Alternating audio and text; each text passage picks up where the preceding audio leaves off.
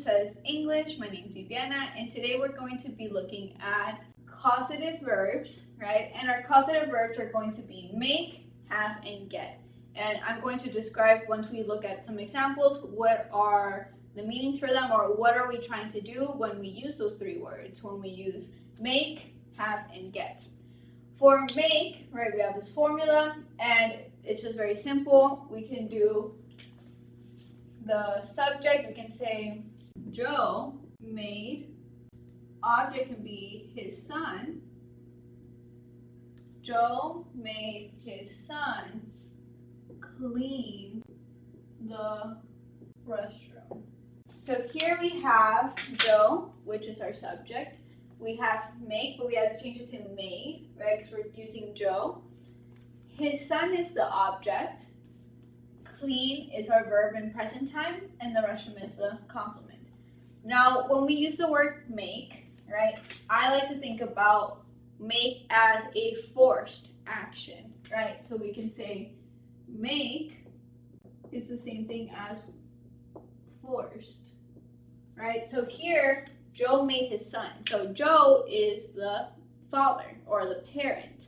And so the parent is telling the child that they need to clean the room. It is not asking, it is giving a command.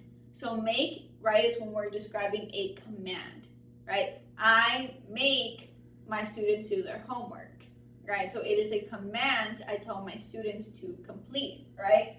The verb is clean, and again, most of the time, it's usually used when we are talking in present time. So we're only going to focus on present time.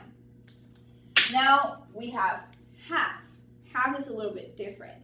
So I can say, she has her students finish the assignments. She is our subject. Have, right, we had to change it to has because we were using third person singular.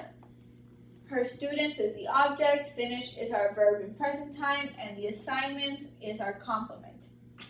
Here, she has her students finish the assignments. Now, can you get every individual student to finish an assignment? No, right? You can only ask, right? So we have,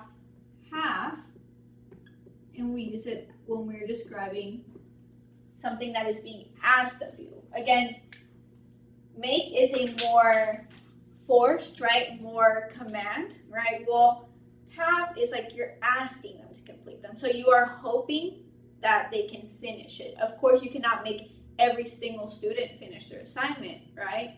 Because I do not have that power over you, right? I have some, but not to force you to do anything, right? Unlike your parent. So now we're going to go with get, right? We need our subject, so we can say they get.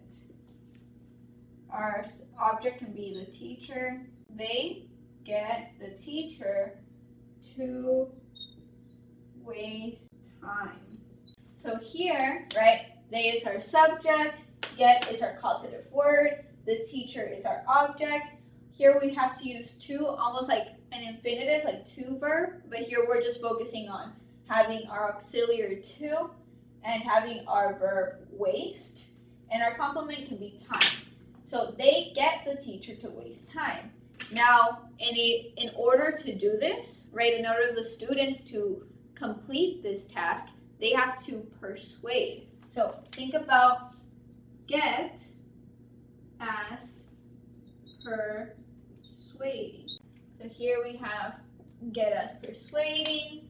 We have when we ask of something, and make when it is forced.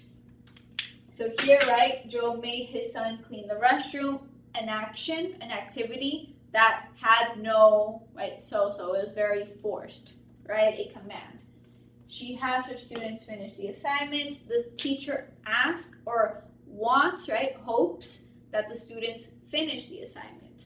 And they get the teacher to waste time. The students are persuading the teacher to do something in order for them to have less work during class time. Again, persuading.